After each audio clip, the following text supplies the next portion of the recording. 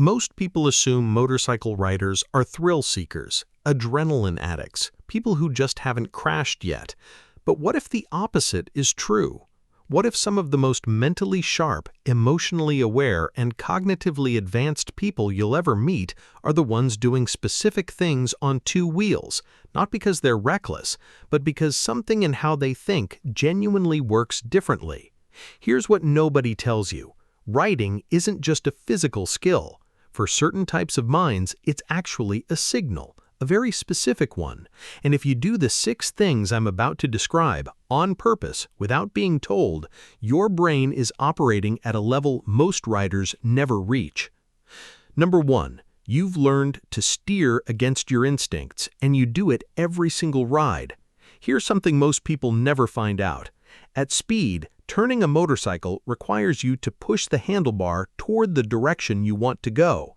Push left, lean left, go left. Simple, right? Except your brain doesn't want to do that. It fights you. Every new rider instinctively steers the wrong way under pressure.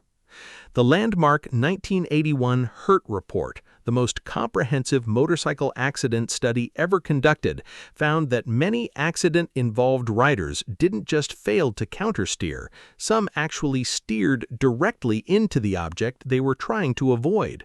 Not from panic, from instinct. This is called countersteering, and it's counterintuitive by design. But here's what that means about you.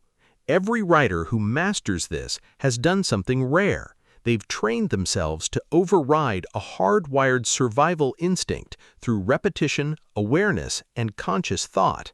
That is the exact cognitive process that separates impulsive decisions from intelligent ones, on the bike and off it.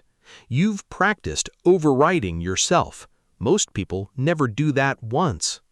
Number 2, you've mastered something that kills people who don't understand it. It's called target fixation. And it's not just a motorcycle problem, it's a brain problem. The research is stark. When a rider spots a hazard, a pothole, a car pulling out, a guardrail, the brain locks onto it. The shoulders follow the eyes, the hands adjust the bars, and the motorcycle steers straight into the thing the rider was trying to avoid. This phenomenon was first documented with World War II bomber pilots who flew their aircraft directly into the targets they were bombing. The brain, focused so completely on a threat, overrides every other signal. On a motorcycle, this is a self-fulfilling prophecy. The fear of the object causes the collision with the object. But intelligent riders know something different. You don't look at the danger, you look at your exit. That sounds simple. It is not simple. It requires a trained mind to shift focus away from what scares it toward where it wants to go. That's not just riding technique. That's a cognitive skill that transfers everywhere, in arguments, in setbacks, in fear. Where you fix your attention determines where you end up. You already know how to do that. Most people don't. Now here's where it gets interesting. A lot of riders who do these things don't even realize they're doing them. They've been told over and over that riding is reckless, that it's ego, that it's dangerous with no upside, and some of them start to believe it. They downplay the skill, they stop investing in training, they ride less. What gets lost is something that can't easily be recovered, a relationship with their own attention, a practice that was quietly making them sharper. The irony is that the people who push back hardest against riding are often the people most uncomfortable with the kind of focus riding demands. Because when you're fully present, no phone, no noise, no escape, there's nowhere to hide from yourself. Most people find that terrifying. That's not a judgment, it's just a fact. Number 3, you deliberately get back on the bike even after a ride that scared you. Most people, after a genuinely frightening experience, avoid the thing that caused it. That's not weakness, that's how the brain is wired. Threat detected, retreat, protect. But you do something different. You process what went wrong, you identify the mistake, and then you go back out, intentionally, knowing exactly what you're riding into.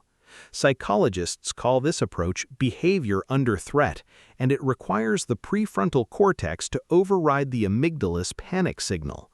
Dr. Ryuta Kawashima's research at the University of Tokyo found that riders who maintained this habit showed measurable improvements in cognitive function in just 2 months, specifically in decision-making, focus, and emotional regulation. That voluntary return, choosing difficulty over avoidance, is one of the rarest things a brain can be trained to do. Most people spend their whole lives engineering around discomfort. You ride straight back into it. Number 4, you ride as though every driver around you cannot see you, and you've fully accepted that.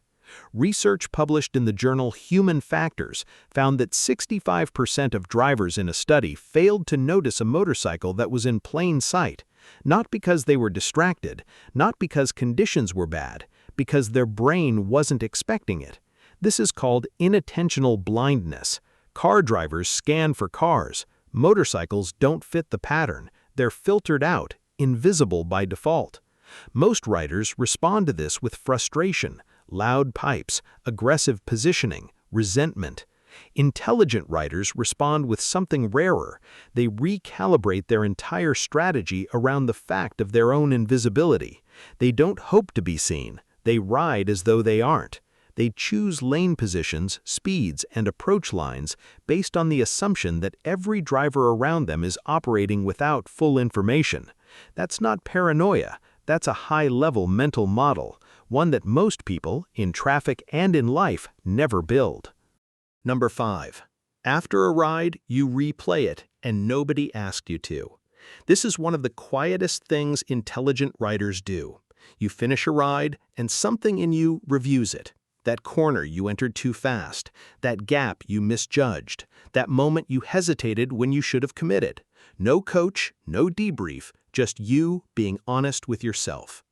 Psychologists call this unprompted self-reflection, and it's a marker of what developmental researchers describe as a post-conventional mind, someone whose internal compass is genuinely self-directed, not just reactive to external pressure.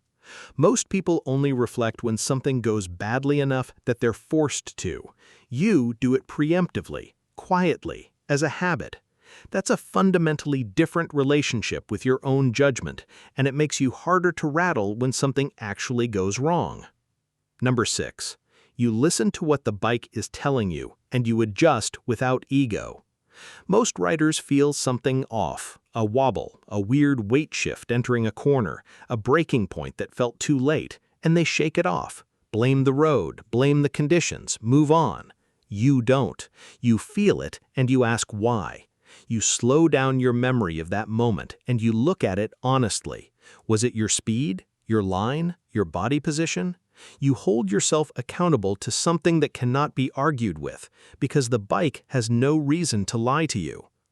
Research on emergency braking found that riders who rated themselves as highly skilled showed almost zero correlation between their self-assessment and their actual performance. The gap between who we think we are and who we actually are is enormous. Most people never close it because nothing in their life forces them to. The bike forces you, and intelligent riders don't resist that. They use it. Here's what I want to leave you with.